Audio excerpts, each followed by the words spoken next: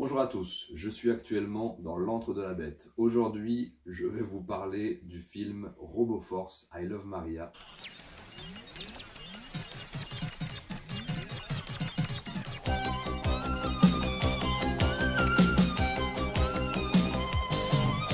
Film que j'adore personnellement, sorti en 1988, que j'avais vu à l'époque en VHS, en VF, totalement recadré, dégueulasse, avec les scènes totalement coupées, etc.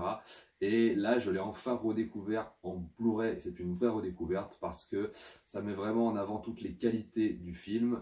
Alors certes, il y a beaucoup de défauts. C'est un film très bordélique, très imparfait, mais personnellement que j'aime beaucoup, qui pulle comme ça d'idées, de mise en scène, d'artisanat, de fabrication, d'animatronique, etc. C'est un mélange à la fois de Robocop, des mangas, du tokusatsu, donc de la science-fiction japonaise. On sent que vraiment, c'est vraiment Tsuyoyark qui est derrière ce projet, dans le sens où il est fan de tous ces univers-là, avec en plus une réflexion sur qu'est-ce qui est être humain, l'homme, la machine, la tradition, la modernité, voilà les thèmes chers à Tsuyoyark, et avec en plus, voilà, le côté vraiment film de science-fiction des années 80 comme on adore. Il y a des références à Terminator, à Robocop comme j'ai dit, il y a plein de films comme ça, super cool, et c'est très rare de voir un film hongkongais de cette qualité-là. Alors je sais qu'il a très mal vieilli sur certains points, et par contre il y a des effets qui fonctionnent encore superbement bien. Je pense notamment aux robots géants, aux scènes d'animatronique, voilà, il y a tellement d'idées, ça pulle tellement, c'est tellement bordélique, et on sent vraiment qu'ils se sont amusés à le faire, que c'est absolument magnifique. Donc à la réalisation, on retrouve David Chung, donc le réalisateur du Sens du Devoir, du premier Sens du Devoir dans Royal Warrior.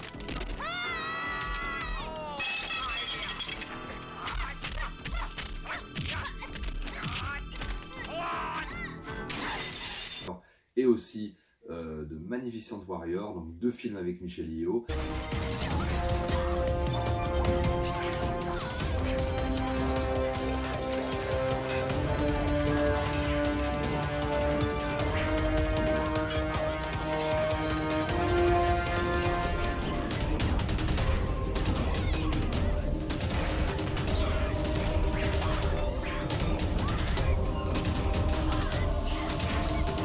Voilà, c'était une sorte de technicien hyper doué, opérateur, enfin chef opérateur, directeur photo, voilà, très talentueux, qui a fait très peu de films.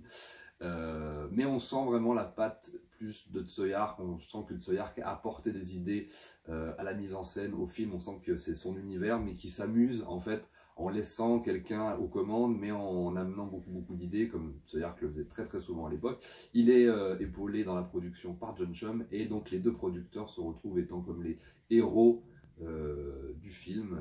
Donc voilà, une sorte de deux anti-héros gaffeurs, donc hyper humanisés en réalité. Voilà, ils représentent vraiment les humains avec toutes leurs qualités, leurs défauts, et donc évidemment Tsuyoyark qu'on ne présente plus, hein, réalisateur mythique, probablement le plus grand réalisateur chinois, et je dis bien chinois, de tous les temps, dans le sens où il a embrassé absolument tous les genres de films, qu'il travaille la culture chinoise au corps, qu'il vient à la fois, donc c'est un Chinois qui est né au Vietnam, qui a ensuite continué sa vie et son parcours à Hong Kong, et qui aujourd'hui retourne faire des films en Chine continentale. Donc vraiment, pour moi, c'est vraiment le réalisateur chinois le plus complet, le plus intelligent, le plus fascinant par rapport aux termes qu'il aborde, la Chine, la tradition, la modernité, son rapport à la culture chinoise, etc. Mais je ferai une vidéo focalisée là-dessus. Voilà, je ferai une autre vidéo plus détaillée pour vous parler de tout ça. Next time I see you, and I would be the form that I like to be in, and I hope that I can see you again through the channel and through this screen, telling you something new about myself. Il est donc épaulé par John Chum. John Chum, donc les gens qui sont fans de cinéma de Hong Kong ou de films de Jackie Chan le connaissent surtout par rapport au Lucky Star. la saga des Lucky Stars, voilà, espèce de petit binoclard à lunettes et aux cheveux comme ça ondulés, qui fait le pitre dans absolument tous les films, mais c'est aussi un très grand producteur. En réalité, il a produit énormément de grands films. Non, c'est rien du tout, une petite fête banale comme beaucoup d'autres. Ben regarde, j'ai beaucoup d'amis ici. Ouais, espérons qu'il y en ait au moins un qui te reconnaisse. Parmi les jeunes, on retrouve donc dans les rôles principaux Tony Leung, évidemment qu'on ne présente plus, que les gens connaissent malheureusement uniquement, que le grand public connaît malheureusement uniquement pour In the Mood for Love, mais pour moi en réalité c'est peut-être le plus grand acteur de Hong Kong, mais il a fait un nombre incalculable de chefs-d'œuvre, notamment pour moi Une balle dans la tête qui est peut-être son plus grand film, mais aussi Infernal Affair et tout un tas d'autres films que beaucoup de gens connaissent et que vous avez d'ailleurs pu voir récemment dans Shang-Chi, donc le dernier Marvel où il a un rôle très important.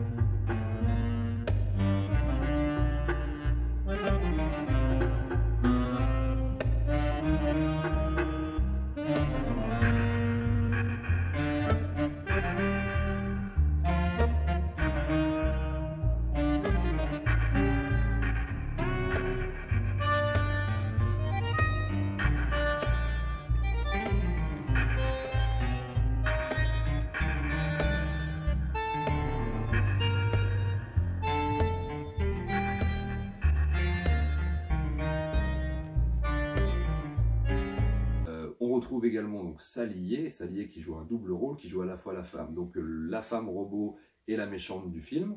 Sally Ye, évidemment, l'actrice mythique de The Killer.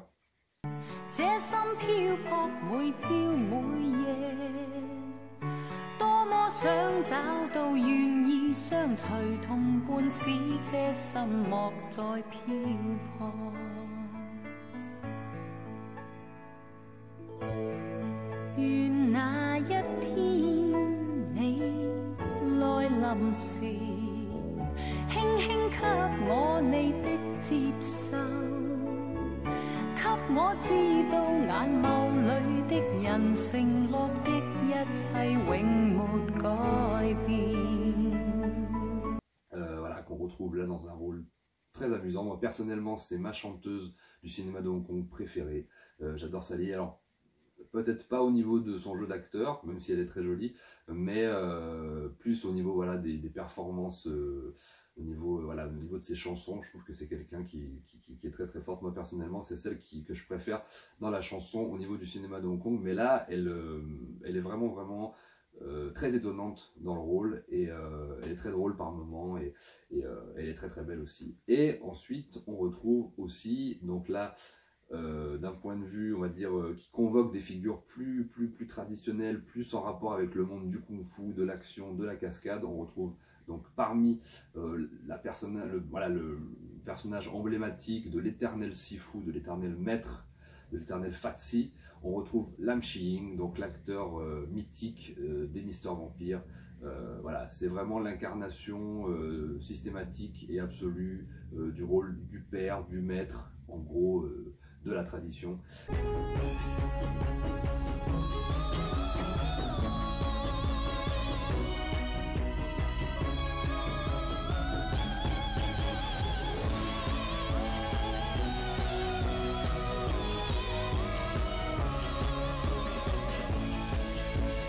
Et de l'autre côté, on retrouve Ben Lam, donc Ben Lam qui a été découvert à l'époque par Jackie Chan, et les fans de Jackie Chan le connaissent puisqu'il interprétait un des méchants du gang de Police Story 2. Headquarters.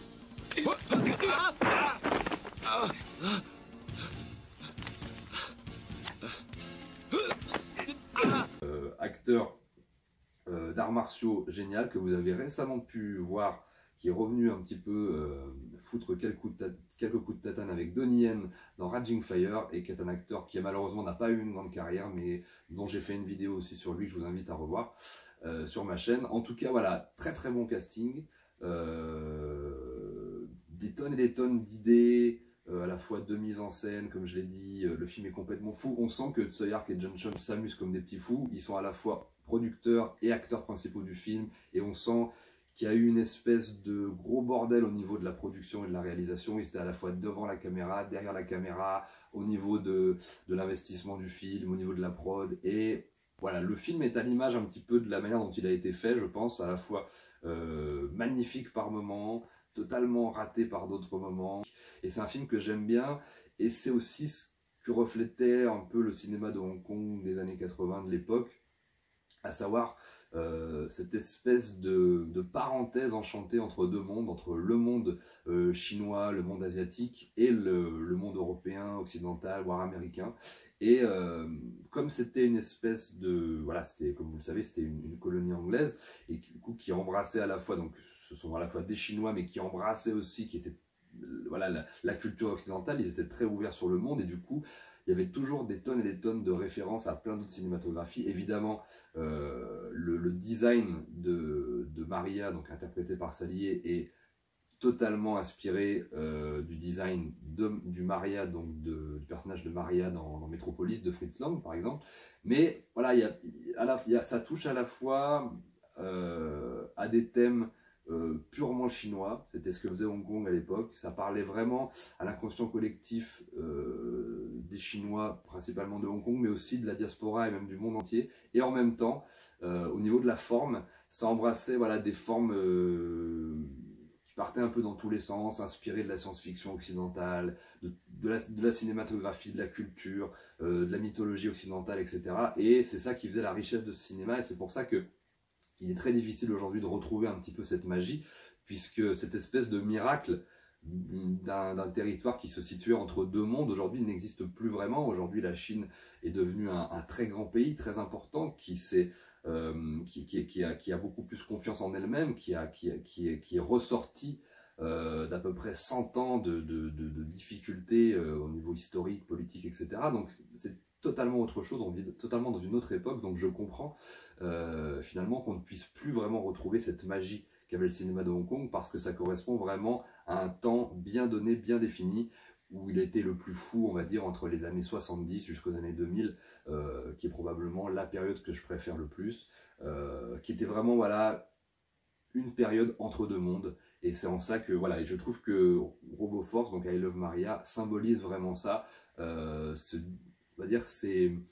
différentes influences, ces mélanges culturels, cinématographiques, etc., à la fois orientales et occidentales, et c'est ce qui fait la magie de ce genre de film. Et donc je vous invite vraiment à le redécouvrir. Voilà, RoboForce, I Love Maria, en Blu-ray si vous pouvez, en VO.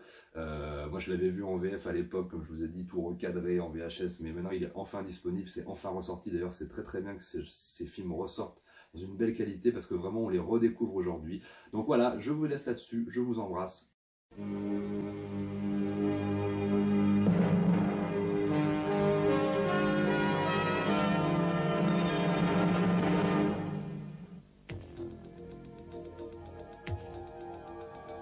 Imaginez un monde régi par des robots. Un monde où les êtres humains sont obligés de lutter contre le pouvoir des machines. Vous avez 48 heures pour réparer Dominator 1. Je crains que ce ne soit impossible, mademoiselle. Il me faudrait au moins une semaine. Je crois que vous m'avez mal comprise. Vous avez 2 jours pour que Dominator soit en état de marche. Ah!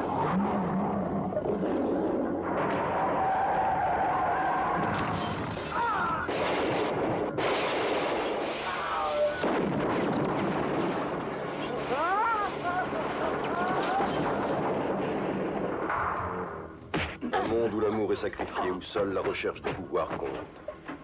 Pouvoir aux mains d'un gang avide. Il ne peut y avoir qu'une Maria. Tu dois la détruire. Elle est parfaite. Elle est à mon entière disposition et elle ne conteste jamais.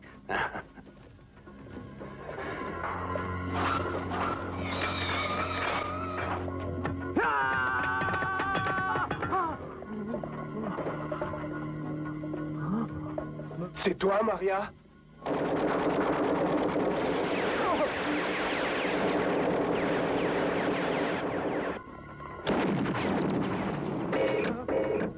Faut qu'on le crosse! je la connais, c'est Maria. Attends!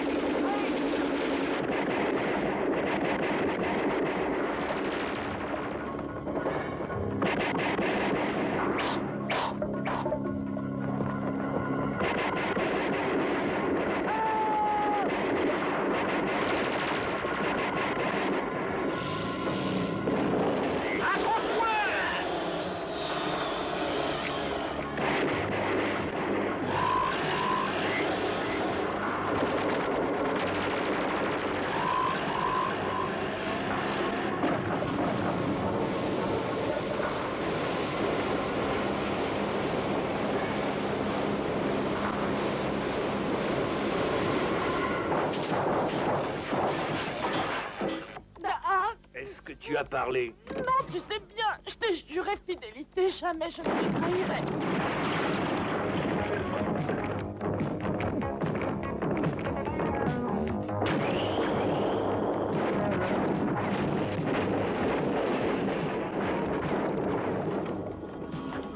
La police et l'armée sont impuissantes face à ces monstres d'acier. Lorsqu'ils sont programmés pour voler, pour tuer ou pour détruire, rien ne peut les arrêter. Seul un homme, un génie de l'informatique, peut sauver la race humaine. Il est aidé par un ancien membre du gang des robots, d'un reporter et de Maria, la femme robot qu'ils ont réussi à s'approprier. Mais les forces sont inégales. Réussiront-ils à sauver le monde?